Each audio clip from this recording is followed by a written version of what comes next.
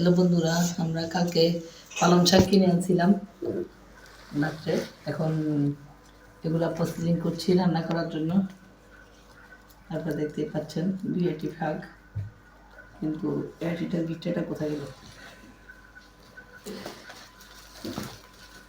ছেলের মতো নেই, কাটিয়ে দিতে হবে। হ্যাঁ, এই যে কাঁচি দিয়ে এখন শাকের বাদল কেটে নিলাম। 2টি একসাথে ছিল, এখন একাঠি নিয়ে বাছা শুরু করবো।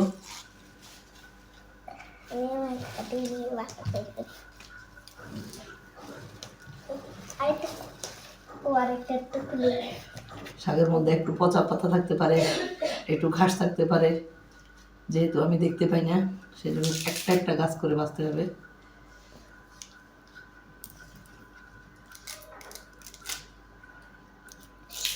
যেহেতু আমরা রান্না করে খাবো, একটু বড় বড় করব।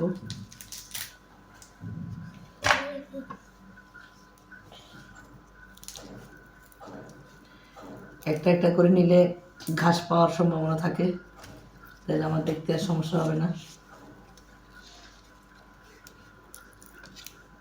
শীতের শাকসবজি অনেক মজা। পালং শাকটা আমার প্রিয় শাক, এই সিজনে পাওয়া যায় পালং শাক, সেই জন্য আমি চেষ্টা করি বাহিরে গেলে পালং শাক আনতে। অনেক বড় বড় শাক।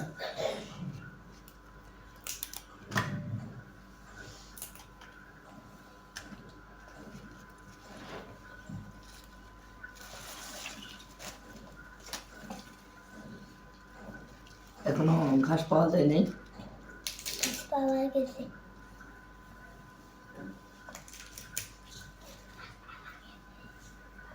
আমার বাবা নাকি একটা ঘাস পাইছে। কোথায় পাইছো ঘাস? আমার দেখে জানা যায়। এইখানে। কই ঘাস? কই দাও। এই যে আমার হাতে। ওই আর কি।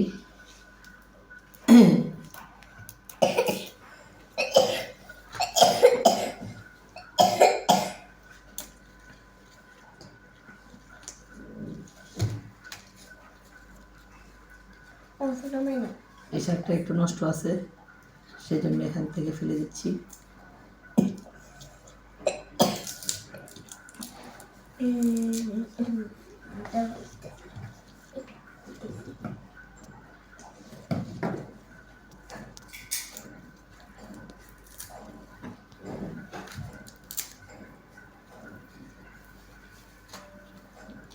আমি তো ব্যাপার নেই।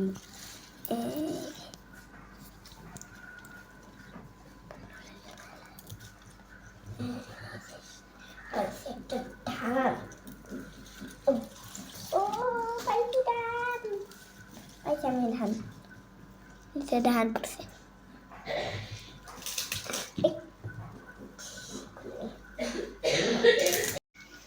এই যে আপনারা দেখতে পাচ্ছেন এখানে কিছু পচা পাতা আছে, তারপরে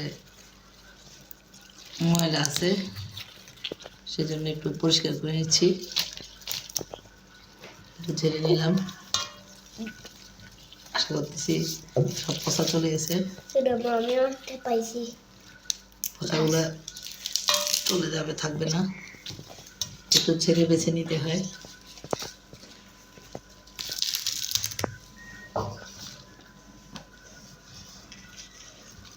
রেখে দিলাম।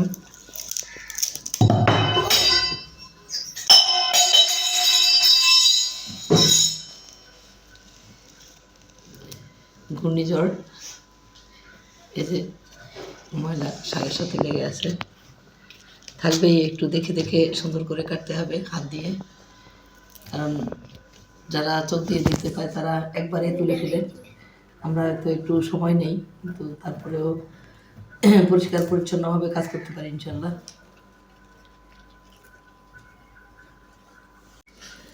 আমাদের সাথেই থাকুন, এভাবে প্রতিবন্ধী ব্যক্তিরা দৈনন্দিন কীভাবে কাজ করে তাদের লাইফ স্টাইলটা আপনাদেরকে দেখাবো ইনশাল্লাহ। আশা করছি সাথে থাকবেন। সবাইকে ধন্যবাদ। আমরা শাক ধোয়ার জন্য এখন নিচ্ছি বেসিনে। এভাবে শাকগুলো ধুবো। পালং শাক আজকে রান্না হবে। কাটা হলো এতক্ষণ, এখন দেবো।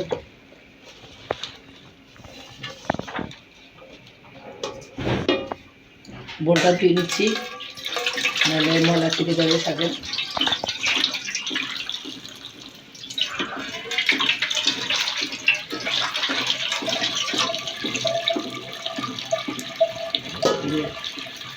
আচ্ছা, এখানে ভাত আছে, পাশে চুলাই এখানে রাখলাম।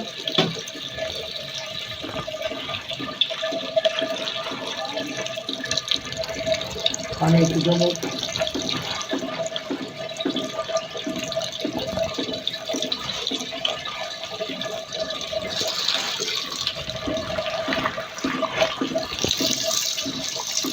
আসসালামু আলাইকুম বন্ধুরা, ধুয়ে নিয়েছি পালং শাক।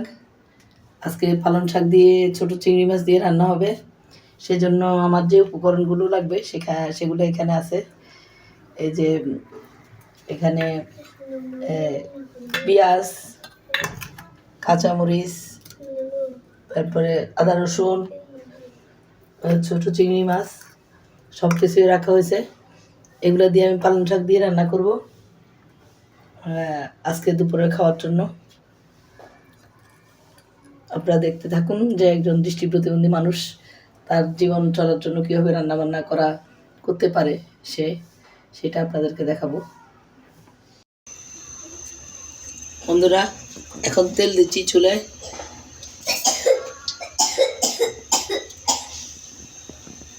তেল দেওয়া হয়ে গেল, তেলটা একটু গরম হোক।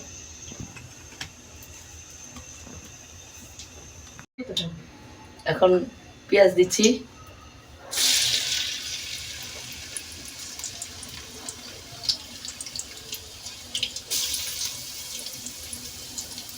যে কুচি দিলাম নাড়ার জন্য।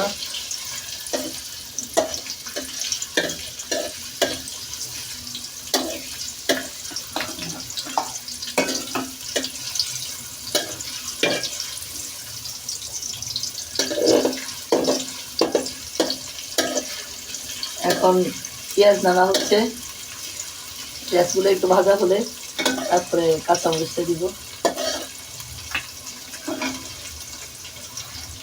এই যে কাঁচামরিচ দিচ্ছি এখন, কারণ আমি পাতিলটা একটু ধরে দেখলাম পাতিল আমার কাছ থেকে বেশি দূরে কিনা, যদি আমি মরিচ দিতে আবার পড়ে যায়, সেজন্য একটু ধরে দেখে দিতে হয়।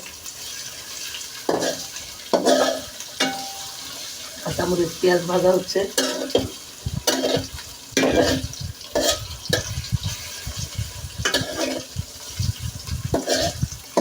একটু ঘ্রাণও বেরোচ্ছে ভাজা ভাজা। আদা চামচ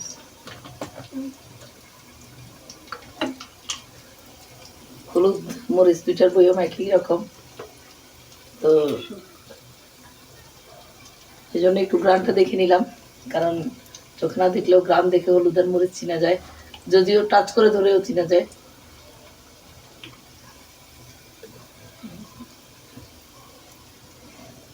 এই যে দিচ্ছি আমি পাতিলে।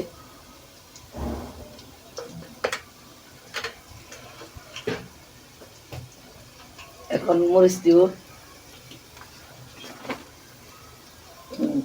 একদম।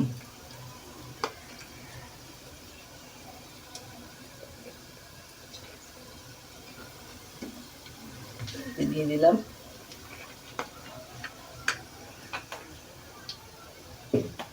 এখন একটু আদা রসুন দিব। আচ্ছা, আদা রসুন পরেও দেওয়া যাবে, আগে লবণটা দিয়ে দিই, লবণের কথা ভুলে গেছিলাম।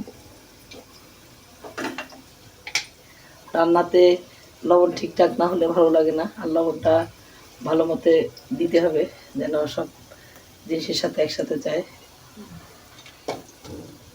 একদম দিলাম লবণ, কারণ যেহেতু শাক পরেও দেওয়া যাবে। এখন একটু আদা রসুন দিব।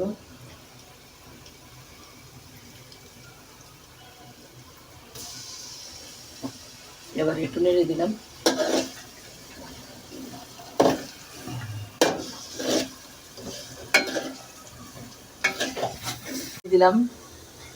একটু পানি দিয়ে দিচ্ছি যেন মশলাটা না পুড়ে যায়, কারণ মশলা পুড়ে গেলে তরকারির স্বাদ নষ্ট হয়ে যায়। স্বাদটা নষ্ট হোক সেটা চাই না, কারণ স্বাদ না থাকলে খেয়ে কেউ মজা পাবে না।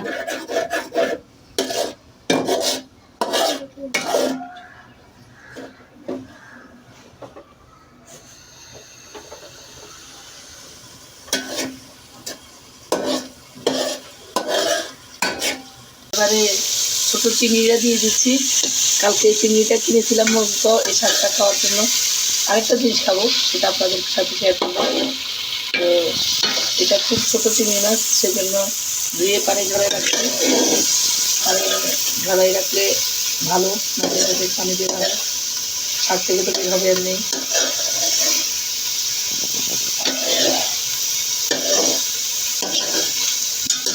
এভাবে হ্যালো বন্ধুরা, এখন আমি শাক দিচ্ছি চুলায়। মশলার একটু ঝাঁঝ বের হয়েছে, যার কারণে শাক দিচ্ছি পাতিলে।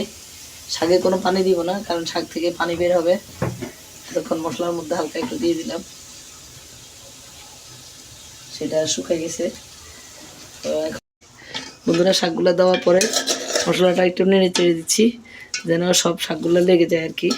কারণ নাহলে নিচে মশলা থাকলে মশলাটা পোড়া যাবে, শাকের স্বাদটা নষ্ট হয়ে যাবে, আর সব কিছুতে লাগবেও না ভালো করে।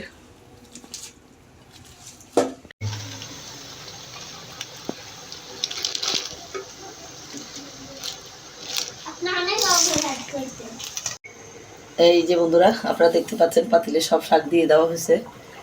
আমি একটু ধরে ধরে দেখি পাতিল, কারণ পাতিলটা কোথায় আছে এটা বুঝতে হয় আমাদেরকে।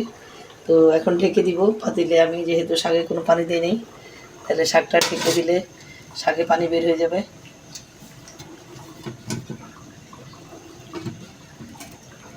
একদম ঢেকে দিলাম, কিছুক্ষণ পরেই পানি উঠে যাবে। চুলার আঁচ বন্ধুরা হয়ে গেল আমাদের পালং শাক রান্না। আপনারা দেখতে পাচ্ছেন, আশা করছি খেতে খুব ভালো লাগবে। এই রান্না করা শেষ, এখন খাওয়ার প্রস্তুতি চলবে। ঠিক আছে, সবাই ভালো থাকবেন। ভিডিওটি ভালো লাগলে চ্যানেলটি সাবস্ক্রাইব করে দিবেন, লাইক কমেন্ট এবং শেয়ার করে পাশে থাকবেন। ধন্যবাদ সবাইকে।